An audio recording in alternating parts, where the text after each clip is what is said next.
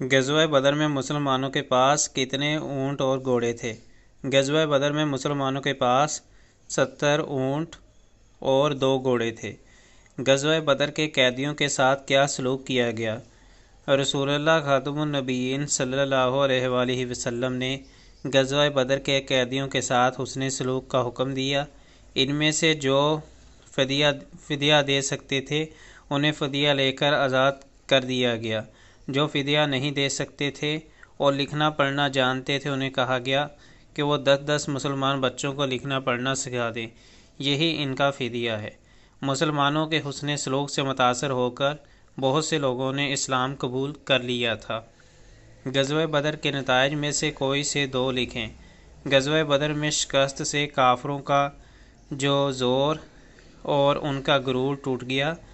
کافر قیدیوں کے ساتھ حسن سلوک نے اسلام کی اخلاقی تعلیمات کا تعارف سب لوگوں کو کروا دیا۔ تفصیلی جوابات: جہاد کا معنی و مفہوم اور اسلام میں جہاد کا تصور لکھیں۔ جہاد کے لغوی معنی: کوشش کرنا۔ شریعت میں جہاد سے مراد اللہ تعالیٰ کے دین کی سربلندی کے لیے جان و مال سے کوشش کرنا ہے۔ معاشرے سے ظلم و بریت کے خاتمے اور امن و امان کے قیام کے لیے کی جانے والی کوششیں بھی جہاد کہلاتی ہیں۔ اسلام میں جہاد کا تصور: جب اسلام کے راستے میں روڑے اٹکائے جائیں، لوگوں کو احکام اسلام پر عمل کرنے کا حق نہ دیا جائے اور انہیں اپنے رب کی بندگی سے روکا جائے تو جہاد فرض ہو جاتا ہے۔ گویا جہاد کا مقصد معاشرے میں امن و سلامتی کا قیام اور مظلوموں کی مدد ہے۔ غزوہ بدر پر تفصیلی نوٹ: غزوہ بدر کا معرکہ 17 رمضان المبارک 2 ہجری کو مدینہ منورہ کے قریب بدر نامی میدان میں ہوا۔ اس غزوہ میں مسلمانوں کے سپہ سالار رسول اکرم خاتم النبیین صلی اللہ علیہ وآلہ وسلم تھے اور کافروں کی قیادت ابو جہل کے پاس تھی۔ اس غزوہ میں اللہ تعالیٰ کی مدد سے مسلمانوں کو شاندار کامیابی نصیب ہوئی۔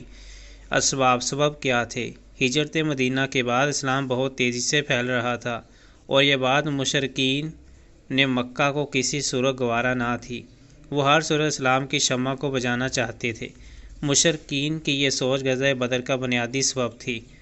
مشرکین مکہ نے فیصلہ کیا کہ اس مرتبہ جو قافلہ شام جائے، اس سے حاصل ہونے والا سارا نفع مسلمانوں کو ختم کرنے کے لیے لگایا جائے۔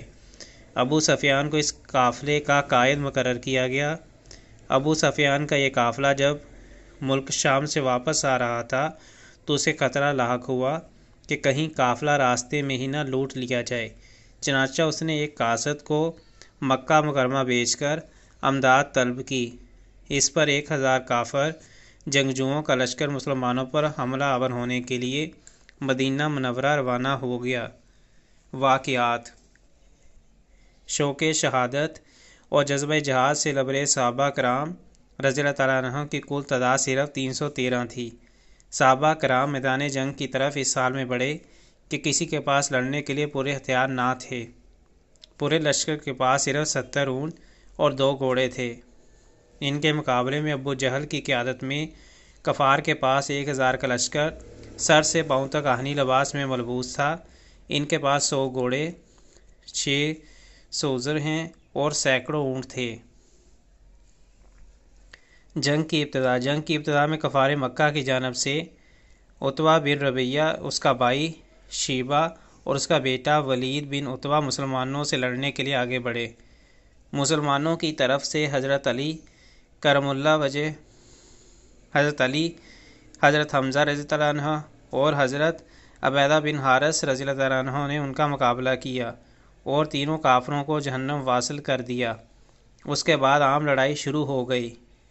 اللہ تعالیٰ کی غیبی مدد سے مسلمانوں نے دلیری اور ایمانی جذبے کے ساتھ کافروں کا مقابلہ کیا اور ان کے لشکر کو تہس نہس کر کے رکھ دیا۔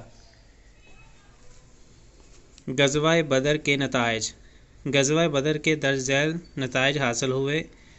غزوہ بدر حق و باطل کا پہلا معرکہ تھا جس نے اللہ تعالیٰ نے اہل حق کو فتح یاب کیا۔